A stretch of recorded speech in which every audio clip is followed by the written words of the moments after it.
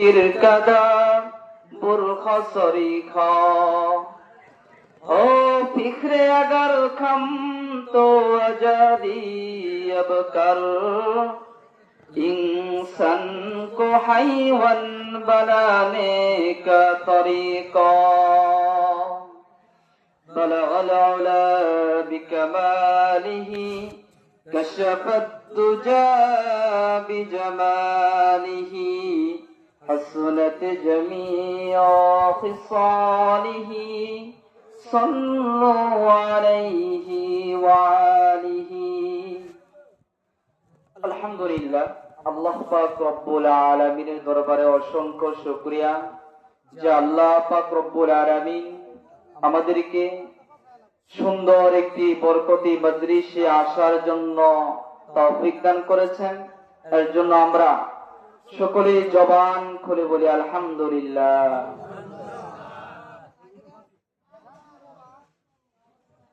আল্লাহ পাক রব্বুল আলামিন সূরা আলে ইব্রাহিম সূরাত ইব্রাহিমের মধ্যে বলেন, লাইন শাকারতুম লাযীদান্নাকুম ওয়া লাইন কাফারতুম ইন্না আযাবি লাশাদীদ।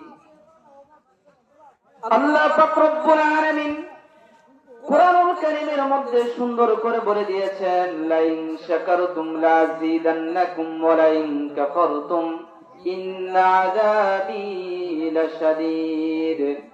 যখন কোন বান্দা নিয়ামত পাওয়ার পরে নিয়ামতের শুকরিয়া আদায় করে আল্লাহ পাক রব্বুল আলামিন ওই বান্দার নিয়ামতকে আল্লাহ তাআলা বাড়ায়া দেন। এর জন্য আমাদের বারবার আমাদের নিয়ামতের শুকরিয়া আদায় করা দরকার। আল্লাহ পাক রব্বুল আলামিন এই শাবান মাসে আজকের পবিত্র জুমার দিন ছিল। আল্লাহ তাআলা এই বরকতময় দিনে আমাদেরকে একত্রিত হয়ে কুরআন এবং হাদিসের আলোচনা শোনার জন্য তৌফিক দান করেছেন। এর জন্য আমরা আবারও বলি আলহামদুলিল্লাহ। আল্লাহ পাক রব্বুল আলামিন আমাদেরকে সৃষ্টি করার পূর্বে আমরা যখন রূহের জগতে ছিলাম, আল্লাহ পাক রব্বুল আলামিন সেই রূহের জগতে সমস্ত রূহগুলোকে একত্রিত করে আল্লাহ তাআলা বলেছিলেন, আলাস্তু বিরব্বিকুম, আমি কি তোমাদের রব নয়? কখন বলেছিলেন? যখন আমরা পৃথিবীতে আসি নাই, আমাদের সেই রূহের জগতে আল্লাহ তাআলা বলেছিলেন, আলাস্তু বিরব্বিকুম, আমি কি তোমাদের রব নয়? সেদিন আমরা সকল রূহ আমরা একত্রিত বলেছিলাম, ক্বালু বালা, হ্যাঁ আপনি আমাদের রব। এটা কখন বললাম? সে রূহের জগতে বলেছিলাম। এরপর আমরা যখন দুনিয়ার জমিনে আসলাম, দুনিয়ার জমিনে আসার পর আল্লাহ পাক রব্বুল আলামিন আমাদের জীবনটা চলার জন্য, এই জীবন পরিচালনা করার জন্য আল্লাহ পাক রব্বুল আলামিন আমাদেরকে একটা সংবিধান দিয়ে দিলেন, যার নাম হচ্ছে আল কুরআন। নাম কি বলে? আল কুরআন। আল কোরআনের যখন সর্বপ্রথম পৃষ্ঠা আপনি খুলবেন, সর্বপ্রথম যে সূরাটা আপনি কোরআন কারীমের মধ্যে পাবেন তার নাম হচ্ছে সূরাতুল ফাতিহা। এর মধ্যে সর্বপ্রথম আয়াত আল্লাহ পাক রব্বুল আলামিন বলতেছেন, আলহামদুলিল্লাহি রাব্বিল আলামিন। বলেন তো সর্বপ্রথম যে সূরাটা আল্লাহ তাআলা কুরআনুল কারীমের মধ্যে দিলেন, সেখানে সর্বপ্রথম কার পরিচয় দিলেন? আলহামদুলিল্লাহি রাব্বিল রব। কোন রবের কথা বলছেন? আল্লাহ তাআলার কথা বলছেন। কোথায় বললেন? কুরআনুল কারীমের সর্বপ্রথম সূরা সূরাতুল ফাতিহাতে আল্লাহ তাআলা বললেন, তার পরিচয় শিখাইলেন। এরপর যখন কুরআনুল কারীমের প্রত্যেকটা পৃষ্ঠায় যখন আপনি নজর দিবেন, প্রত্যেকটা পৃষ্ঠা যখন আপনি উল্টাবেন, দেখবেন সেখানে ওহুয়াল গফুরুর রহিম, কুল লিল্লাহি মা ফিস সামা। এরকম আল্লাহ পাক রব্বুল আলামিনের পরিচয় পাওয়ার জন্য আল্লাহ তাআলা তার পরিচয় প্রত্যেকটা পৃষ্ঠায় পৃষ্ঠায় এত সুন্দর করে দিয়েছেন। আপনি যখন কুরআনুল কারীমের সর্বশেষ সূরা সূরাতুন নাসটা বলেন তো দেখি, সেখানে আল্লাহ পাক রব্বুল আলামিন বলতেছেন কুল আউযু বিরাব্বিন নাস। এই সূরাতুন নাসের সর্বশেষ যে কুরআনুল কারীমের সর্বশেষ সূরা সূরাতুন নাস, এখানেও কার পরিচয় দিলেন? চিল্লায়ে বলেন কুল আউযু বিরাব্বিন নাস। এখানেও কার পরিচয় দিলেন? আল্লাহর পরিচয় দিলেন। রূহের জগতে আল্লাহ পাক রব্বুল আলামিন সেখানেও তার পরিচয় দিয়েছেন। দুনিয়ার জমিনে আল্লাহ পাক রব্বুল আলামিন আমাদের জীবন পরিচালনার জন্য একটা কোরআন দিলেন। সেই কোরআনের প্রথম পৃষ্ঠায় আল্লাহ পাক রব্বুল আলামিন তার পরিচয় দিলেন। কুরআনুল কারীমের প্রত্যেকটা পৃষ্ঠায় পৃষ্ঠায় আল্লাহ তাআলার পরিচয় দিলেন। কুরআনুল কারীমের সর্বশেষ সূরা, সেখানেও আল্লাহ তাআলা তার পরিচয় দিলেন। এরপর যখন আমরা দুনিয়ার জমিন থেকে চলে যাব, দুনিয়ার জমিন থেকে চলে যাওয়ার পর সেই কবর জগতে যখন আমাকে রাখা হবে, আপনাকে রাখা হবে, বলেন তো দেখি কবরের মধ্যে সর্বপ্রথম যে প্রশ্নটা করা হবে, এই প্রশ্নটা কি হবে? মার রব্বুকা। কি হবে? মার রব্বুকা। আমি আপনি দুনিয়া থেকে চলে গেলাম, চলে যাওয়ার পর কবরের জগতে সেখানেও আল্লাহ পাক রব্বুল আলামিন কার পরিচয় দিলেন? মার রব্বুকা। সেখানেও আল্লাহ তাআলা তার পরিচয় দিয়েছেন। পৃথিবীতে ছিলাম না, সেখানেও রবের পরিচয় দিলেন। দুনিয়াতে আসলাম, সেখানেও আল্লাহ তাআলা পরিচয় শিখাইলেন। এরপর কবর জগতে চলে যাব, সেখানেও আল্লাহ পরিচয় দিলেন। বলেন তো কেন এই পরিচয়গুলো দিলেন? এত পরিচয় দেওয়ার কোনো প্রয়োজন ছিল? প্রয়োজন ছিল না। কিন্তু আল্লাহ পাক রব্বুল আলামিন দিয়ে দেন যেন আমার বান্দা আমাকে ভুলে না যায়, আমার বান্দা যেন দুনিয়ার কোন তন্ত্র মন্ত্রের পিছনে না পড়ে আমি আল্লাহ পাক রব্বুল আলামিনের গোলামি আর দাসত্বের মধ্যে যেন লিপ্ত হয়ে যায়। এর জন্য আল্লাহ তাআলা তার পরিচয় শিখাচ্ছেন। আল্লাহ পাক রব্বুল আলামিন যখন বনি আদমকে সৃষ্টি করবেন, বনি আদমকে সৃষ্টি করার পূর্বে সমস্ত ফেরেশতাদেরকে একত্রিত করে আল্লাহ পাক রব্বুল আলামিন বলেছিলেন, হে ফেরেশতা শোনো, আমি এমন একটা জাতি আমি এই পৃথিবীর জমিনে পাঠাতে চাই, আমি বনি আদমকে পাঠাতে চাই, তোমরা কি বলো? বলেন তো আল্লাহ তাআলা আমাদেরকে পাঠাবেন, ফেরেশতাদের পরামর্শ নেওয়ার কোনো প্রয়োজন ছিল? বলেন ছিল? ছিল না।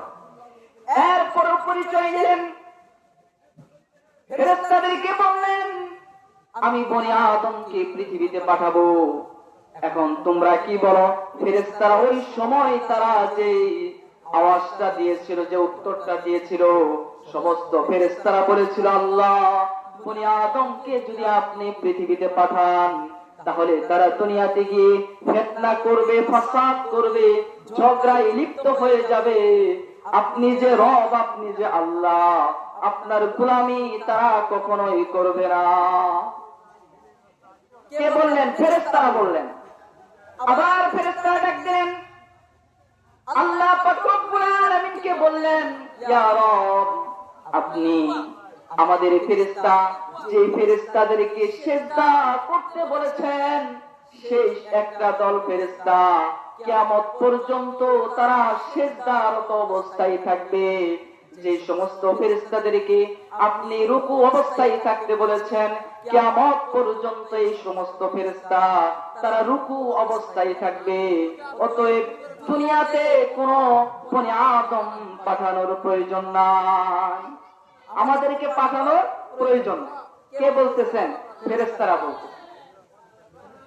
তো ফেরেশতারা যখন বলতেছেন, আল্লাহ পাক রব্বুল আলামিন কোরআনুল কারীমের মধ্যে বললেন, লিমা তাকুলুনা মা লা তাফআলুন। আল্লাহ তাআলা বললেন, শোনো, আমি আল্লাহ তাআলা যা জানি তোমরা তা জানো।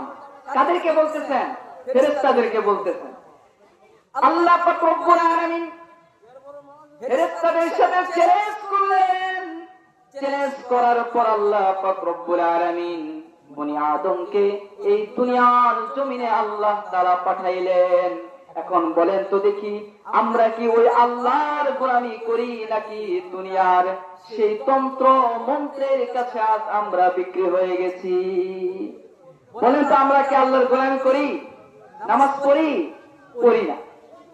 তাহলে ফেরেশতাদের কথাই কি ছিল? সঠিক ছিল।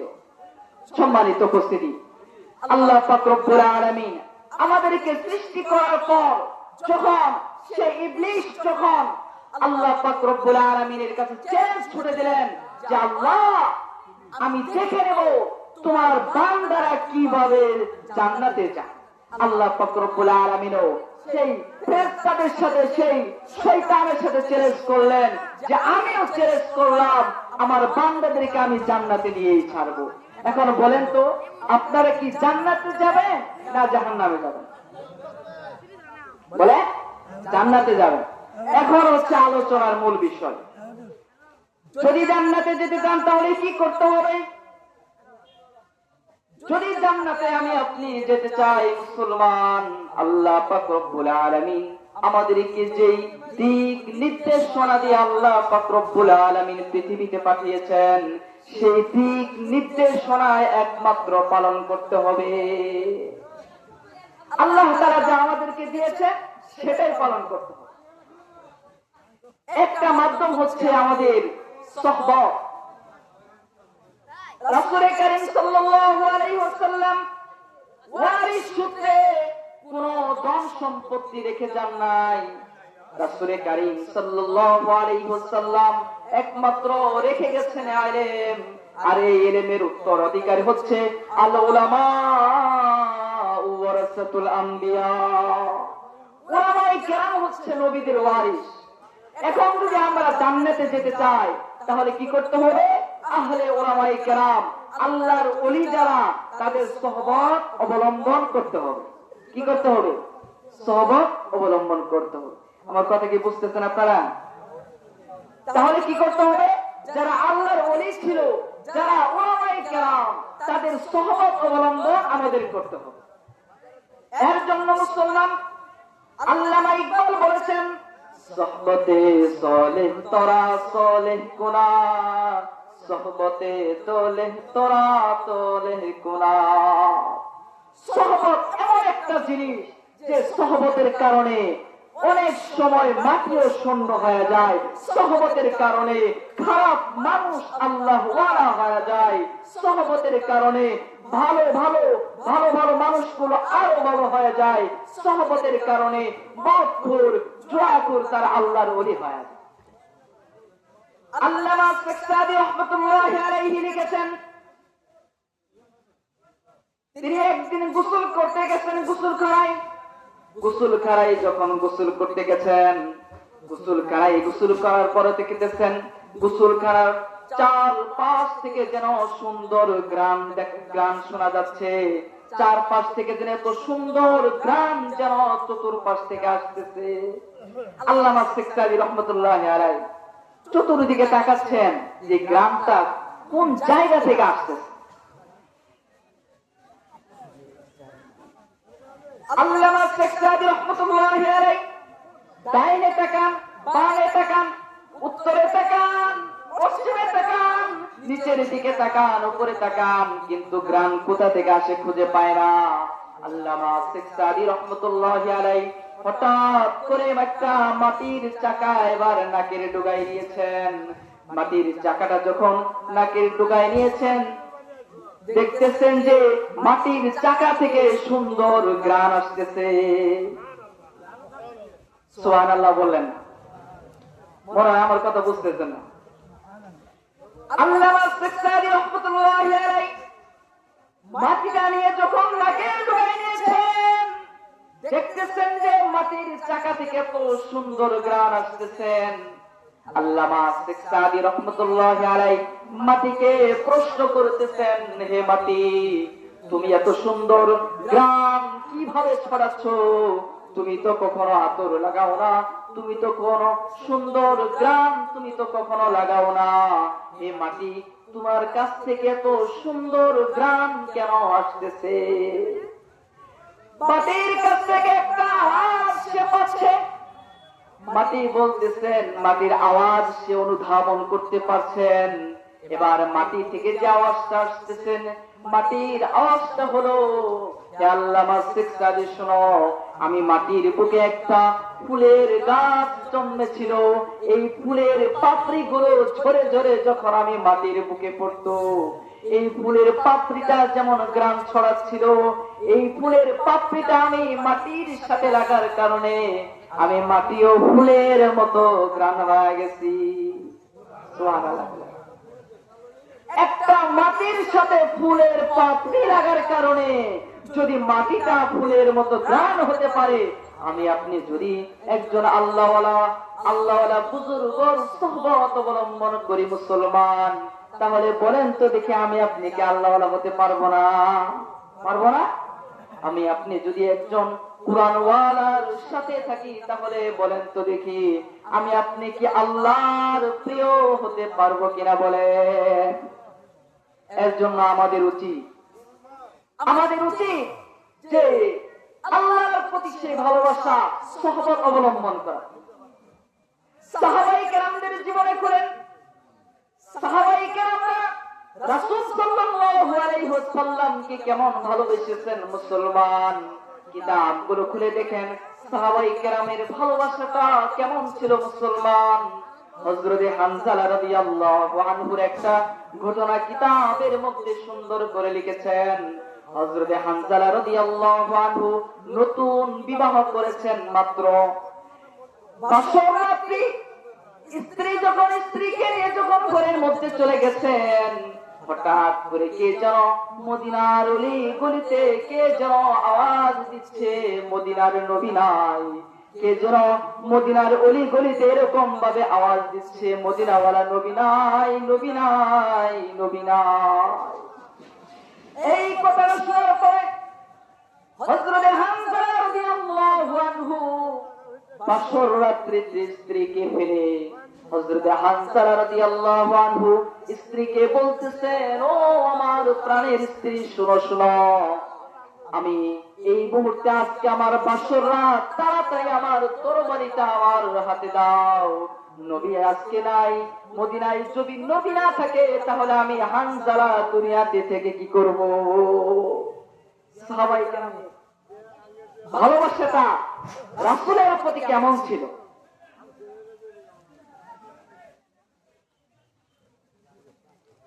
কেমন ছিল তাহলে? এবার যখন হযরত হানজালা রাদিয়াল্লাহু আনহু শুনেছেন নবী দুনিয়াতে নাই, হানজালা রাদিয়াল্লাহু আনহু তরবারিটা নিয়ে দৌড় দিয়েছেন, যুদ্ধের ময়দানের দিকে দৌড় দিয়েছেন। এবার কাফেরদের সাথে যুদ্ধ করতে করতে একটা সময় হযরতে হানজালা রাদিয়াল্লাহু আনহু যুদ্ধের ময়দানে শহীদ হয়ে গেছে। এবার চতুর্পাশ থেকে যুদ্ধ শেষ হয়ে গেল। সাহাবায়ে কেরাম যুদ্ধের ময়দানে যারা শহীদ হয়েছিল, সমস্ত শহীদদের লাশগুলোকে একত্রিত করা হচ্ছে। এই সময় হযরতে সমস্ত শহীদদের লাশগুলো যখন একত্রিত করা হচ্ছিল, এই সময় হযরতে হানজালা রাদিয়াল্লাহু আনহুর লাশটাকেও খুঁজছিলেন।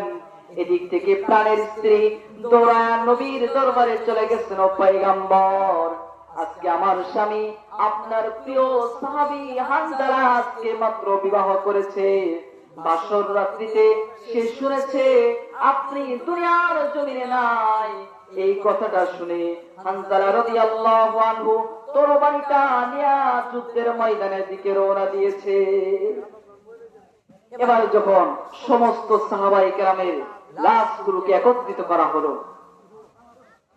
এই কথাটা শোনার পরে রাসূল কারীম সাল্লাল্লাহু আলাইহি ওয়াসাল্লাম সাহাবায়ে কেরামদেরকে পাঠায়া দিলেন, হে সাহাবায়ে কেরাম, যাও যুদ্ধের ময়দানে চতুর্পাশে গিয়ে দেখো হানজালার লাশটা কি আছে কিনা। এবার যখন সাহাবায়ে কেরাম হযরতে হানজালা রাদিয়াল্লাহু আনহুর লাশটাকে যখন চতুর্দিকে খুঁজছিলেন, খুঁজতে খুঁজতে দেখতেছেন যে এক মাঠের এক কোনায় হানজালা রাদিয়াল্লাহু আনহুর লাশটাকে দেখা যাচ্ছে। এবারে যখন তার লাশটাকে নিয়ে আসতেছেন, আস্তে আস্তে দেখতেছেন তার মাথা থেকে চুল থেকে যেন টুক টুক করে টিপ টিপ করে যেন পানিগুলো ঝরে পড়ছে। এবার তার হানজালা রাদিয়াল্লাহু আনহুর স্ত্রী রাসূলকে বলেছিল, ও প্রাণের নবী আমার, আপনার সাহাবী হানজালার তাড়াতাড়ি একটু গোসল, কারণ শহীদদের লাশগুলোকে গোসল করানোর অনুমতি নাই, কিন্তু আপনার সেই প্রাণের সাহাবী হানজালার লাশটাকে একটু গোসল করায়া তারপর আপনি একটু কবরে দাফন করেন। রাসূল কারীম সাল্লাল্লাহু আলাইহি ওয়াসাল্লামকে আল্লাহ পাক রব্বুল আলামিন হযরত জিবরাইল আলাইহিস সালাতু ওয়াস সালামের মাধ্যমে জানা দিলেন, ও পয়গম্বর, এই যে হানজালা আপনার ভালোবাসায় ভাসর রাত্রিতে স্ত্রীকে রেখে আপনার ভালোবাসায় যুদ্ধের ময়দানে এসেছিল, ও আল্লাহর ও নবী আমার, এই ভালোবাসাটা আমি আল্লাহর কাছে এত ভালো লেগেছে, যার কারণে আমি হানজালার দাফনটা, হানজালার গোসলটা আমি দুনিয়ার পানি দিয়া করাই না, আসমানের পানি দিয়ে তার গোসলটা করে দিয়েছি। সুবহানাল্লাহ। রাসূলের প্রতি ভালোবাসা কেমন ছিল, আর আমার আপনার ভালোবাসা কেমন? আমরা দাবি করি আমরা রাসূলের উম্মত, আমরা দাবি করি আমরা রাসূল সাল্লাল্লাহু আলাইহি ওয়াসাল্লামকে খুব ভালোবাসি, কিন্তু মুসলমান আমাদের সেই কথা শুধু এই মুখ পর্যন্ত। সাহাবায়ে কেরামরা ভালোবাসতেন, তাদের হৃদয় থেকে ভালোবাসতেন। সাহাবায়ে কেরামদের ভালোবাসাটা ছিল মন থেকে। হযরত আবু তালহার একটা ঘটনা কিতাবের মধ্যে লিখেছেন, রাসূল কারীম সাল্লাল্লাহু আলাইহি ওয়াসাল্লাম মক্কা থেকে মদিনায় আসবেন। রাসূল সাল্লাল্লাহু আলাইহি ওয়াসাল্লাম মক্কা থেকে মদিনায় আসবেন। এই যে মদিনায় আসবেন, অনেক দিন পর রাসূল সাল্লাল্লাহু আলাইহি ওয়াসাল্লাম মদিনায় হিজরত করবেন। এই কথাটা শোনার পর মদিনার যুবক যুবতী, মদিনার সমস্ত লোকগুলো রাস্তায় দাঁড়িয়ে আছে। কে আসবেন? রাসূল সাল্লাল্লাহু আলাইহি ওয়াসাল্লাম মদিনায় আসবেন। এর জন্য সকল সাহাবায়ে কেরাম, ছোট্ট বাচ্চা সবাই মদিনার রাস্তার পাশে দাঁড়িয়ে আছে, নবী আসবে।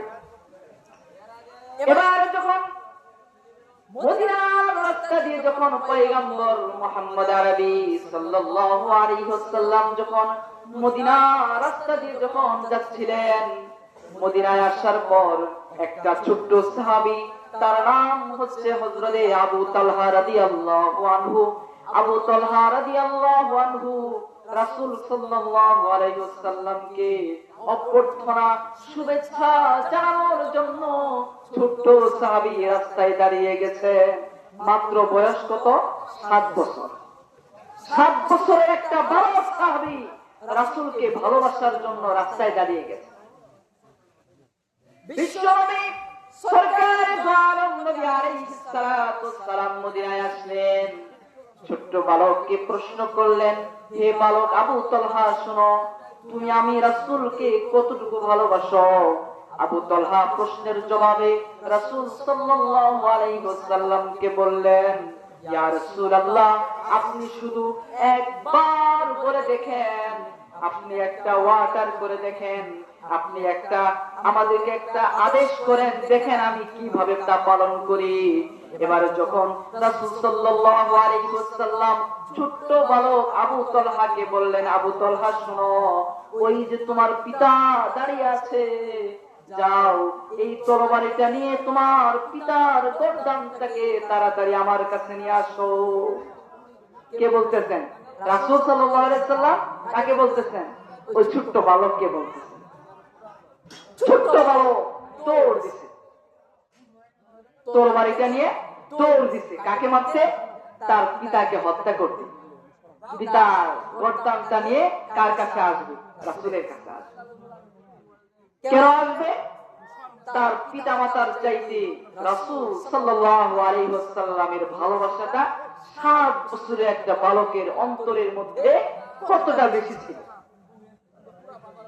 আবু তালহা যখন দৌড় দিয়েছেন তার পিতাকে হত্যা করার জন্য, পয়গম্বর মুহাম্মদ আরবি সাল্লাল্লাহু আলাইহি ওয়াসাল্লাম ডাক দিয়েছেন, হে আবু তালহা শুনো, তুমি তোমার পিতা মাতাকে হত্যা করার জন্য যে গিয়েছো, আমি মুহাম্মদ আরবি সাল্লাল্লাহু আলাইহি ওয়াসাল্লাম দুনিয়া দেওয়ার জন্য আসি নাই যে আমি তোমার পিতা থেকে তোমার সম্পর্কটা ছিন্ন হয়ে যাবে।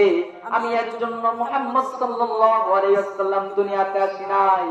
আমি একমাত্র পরীক্ষা করলাম তুমি তোমার পিতা মাতাকে বেশি ভালোবাসো না আমি রাসূলকে সবচেয়ে বেশি ভালোবাসো। 7 বছরের একটা ভালো পরীক্ষায় পাস করতে না ফেল করতে, বলেন আমি আপনাকে যদি বলা হতো আমি আপনি কি করতাম? হ্যাঁ, এখানে শেষ না। আবু তালহা এই কথাটা শোনার পর কিছুদিন পর সেই ছোট্ট সাহাবী আবু তালহা হঠাৎ করে অনেক বড় অসুস্থতায় ভুগছেন। রাসূল সাল্লাল্লাহু আলাইহি ওয়াসাল্লাম সেই সাহাবীকে দেখতে গেছেন। ছোট্ট বালককে যখন দেখতে গেছেন, বালককে দেখতে যাওয়ার পর পয়গম্বর রাসূল সাল্লাল্লাহু আলাইহি ওয়াসাল্লাম ভাবতেছেন যে আবু তালহার মনে হয় বেশি দিন বাঁচবে না। এই কথাটা তার পিতা মাতাকে বলতেছেন, হে আবু তালহার পিতা শোনো, তোমার সন্তান আবু তালহা মনে হয় আর বেশি দিন বাঁচবে না। যখন তোমার এই ছোট্ট বাচ্চা আবু তালহা ইন্তেকাল করবে, তখন তুমি আমি মুহাম্মদ সাল্লাল্লাহু আলাইহি ওয়াসাল্লামকে একটু জানাইবা। আমি মুহাম্মদ আরবি সাল্লাল্লাহু আলাইহি ওয়াসাল্লাম এসে তোমার সন্তানের জানাজাটা পড়াবো। সুবহানাল্লাহ। কন্যা দিই একটু জোরে বলেন যে আমরা যে আছি রাসূল সাল্লাল্লাহু আলাইহি ওয়াসাল্লাম ভালোবাসতে পাই এতটুকু পারবো না, কিন্তু সেই সাহাবায়ে কেরামের ভালোবাসায় আমরা একটু সুবহানাল্লাহ আল্লাহু আকবার একটু জোরে জোরে পাঠ করব, যেন সেই ভালোবাসাগুলো আমার আপনার অন্তরের মধ্যে আল্লাহ তাআলা ধাবিত করে। ছোট্ট সাহাবী আবু তালহা তার পিতা মাতাকে বললেন, মা বাবা, পয়গম্বর মুহাম্মদ আরবি সাল্লাল্লাহু আলাইহি ওয়াসাল্লাম তোমাদেরকে কি বললেন? এবার আবু তালহার পিতা মাতা মুহাম্মদ সাল্লাল্লাহু আলাইহি ওয়াসাল্লামের সেই কথাটা সন্তানকে বলতেছেন, হে সন্তান শোনো, তুমি মনে হয় বেশি দিন বাঁচবে না। তুমি যদি ইন্তেকাল করো তাহলে ইন্তেকালের পর পয়গম্বরকে জানাইতে বলেছেন। পয়গম্বর তোমার দাফনটা তোমার জানাজাটা পয়গম্বর মুহাম্মদ আরবি সাল্লাল্লাহু আলাইহি ওয়াসাল্লাম নিজে এসে করবেন। এবার আবু তালহা বলতেছেন, মা বাবাকে বলতেছেন, মা বাবা শোনো, এখানে একটা আলোচনা আছে। সে আবু তালহার বাড়ি থেকে রাসূল সাল্লাল্লাহু আলাইহি ওয়াসাল্লামের বাড়িটা কিছুটা দূরে ছিল। এর মাঝখানে কিছু কাফের মুশরিকদের বাড়ি ছিল। ছোট্ট সাহাবী চিন্তা করেছেন কি দেখেন, এখানে কয়েকটা বিষয় আমাদের শেখার আছে। ছোট্ট সাহাবী আবু তালহা চিন্তা করেছেন যে আমার বাড়ি থেকে তো পয়গম্বরের বাড়ি মুহাম্মদ সাল্লাল্লাহু আলাইহি ওয়াসাল্লামের বাড়ি তো অনেক দূর, মাঝখানে তো কাফের মুশরিকদের বাড়ি। আমি যদি রাতের বেলায় ইন্তেকাল করি তাহলে মুহাম্মদ সাল্লাল্লাহু আলাইহি ওয়াসাল্লাম তো রাতের বেলায় আমার জানাজার জন্য আসবে। এই রাতের বেলায় যদি রাসূল সাল্লাল্লাহু আলাইহি ওয়াসাল্লাম সেই তার বাড়ি থেকে আমার বাড়িতে আসার পথে যদি সেই কাফের মুশরিকরা যদি আমার রাসূলকে হত্যা করে ফেলে, আমার রাসূলকে যদি তারা দুনিয়ার জমিন থেকে যদি তারা বিতাড়িত করে দেয়, যদি আমার রাসূলকে তারা দুনিয়া থেকে চিরতরে দূর করে দেয়, আমি আবু তালহা পৃথিবী থেকে চলে গেলেও এই উম্মতে মুহাম্মদীর কোনো ফায়দা হবে না, এই উম্মতের জন্য কোনো সমস্যা হবে না। কিন্তু মুহাম্মদ আরবি সাল্লাল্লাহু আলাইহি ওয়াসাল্লাম যদি এই পৃথিবীর জমিন থেকে চলে যায় তাহলে তো এই উম্মতের জন্য অনেক বড় ক্ষতি হয়ে যাবে। এই চিন্তা করে আবু তালহা তার পিতাকে বললেন, বাবা সাবধান, আমি যদি ইন্তেকাল করি, আমার ইন্তেকালের পর সাবধান রাসূল সাল্লাল্লাহু আলাইহি ওয়াসাল্লামকে তোমরা খবর দিবা না, তোমরা এর পরবর্তীতে গিয়ে খবর দিবা। এবার যখন আবু তালহা রাতের বেলায় ইন্তেকাল করলেন, তাকে রাতের বেলায় দাফন করে দেওয়া হলো, পয়গম্বরকে আর জানানো হলো না। পরের দিন যখন আবু তালহা ইন্তেকাল করেছেন, এই কথাটা যখন রাসূল সাল্লাল্লাহু আলাইহি ওয়াসাল্লামের কাছে চলে গেল, পয়গম্বর মনের মধ্যে একটা কষ্ট নিয়ে বললেন, তোমরা আমাকে আগে কেন বলো নাই? আগে যদি বলতা তাহলে আমি পয়গম্বর নিজে গিয়া আবু তালহার জানাজাটা পড়াইতাম। রাসূল সাল্লাল্লাহু আলাইহি ওয়াসাল্লাম এরপরের দিন এসে আবু তালহার কবরটাকে জিয়ারত করলেন এবং আবু তালহার জন্য আল্লাহ রাসূল সাল্লাল্লাহু আলাইহি ওয়াসাল্লাম দোয়া করে দিলেন। মুসলমান, এটাই ছিল সাহাবায়ে কেরামের রাসূল সাল্লাল্লাহু আলাইহি ওয়াসাল্লামের প্রতি ভালোবাসা। আর আমার আপনার ভালোবাসা কেমন? আজ আমরা দাবি করি আমরা উম্মত, রাসূল সাল্লাল্লাহু আলাইহি ওয়াসাল্লামের উম্মত, শেষ নবীর উম্মত, কিন্তু আমার আপনার নবী কত দামি। আল্লাহ পাক রব্বুল আলামিন ওমা খালাকাতুল জিন্না ওয়াল ইনসা ইল্লা লিয়াবুদুন, আল্লাহ পাক রব্বুল আলামিন কুরআন কারীমের মধ্যে বলেন, আমি মানুষ এবং জিন জাতিকে সৃষ্টি করেছি একমাত্র আমার ইবাদতের জন্য সৃষ্টি করেছি।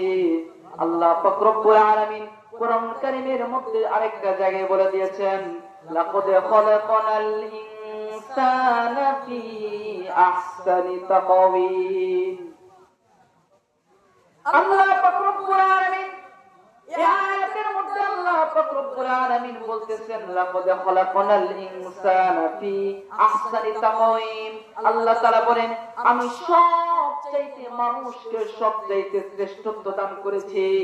আবার আল্লাহ পাক রব্বুল আলামিন অন্য একটা আয়াতের মধ্যে আল্লাহ তাআলা বলেন, উলাইকা কাল আনআমি বাল হুম আদাল উলাইকা হুমুল গাফিলুন।